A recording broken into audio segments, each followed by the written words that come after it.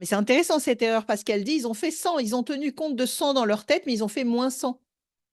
Ça veut dire qu'il y a une autre gymnastique qui se passe dans leur tête et ils ont pas, c'est pas complètement faux. Leur erreur n'est pas débile. Il faut que j'enlève cette erreur-là et cette interprétation du moi, je trouve ça passionnant, j'adore, moi.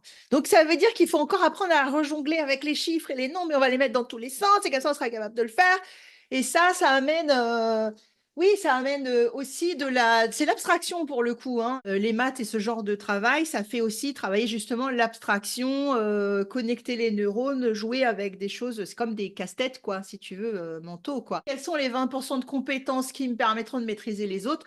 Quand on travaille à fond sur les nombres et calculs et qu'on jongle avec les nombres et les calculs, arriver après et faire les encadrements, les machins, les trucs, c'est finger in the nose en fait. Si je regarde pas juste les encadrements, mais qu'en début d'année, le premier trimestre, je prends vraiment beaucoup de temps pour aller jongler sur toutes les façons dont on va jongler avec les nombres par la suite, et que je prépare ça, ça devient plus le problème de quelques-uns qui n'ont pas compris. Je fais les bases pour toute ma classe, en fait, là. Et après, ils sauront tous s'y mettre, certains plus ou moins vite que d'autres, mais en regardant les autres et dans le jeu, et si on fait un jeu ensemble et on se pose les questions, ils vont apprendre des autres aussi très vite, ils vont évoluer plus vite, hein, d'accord?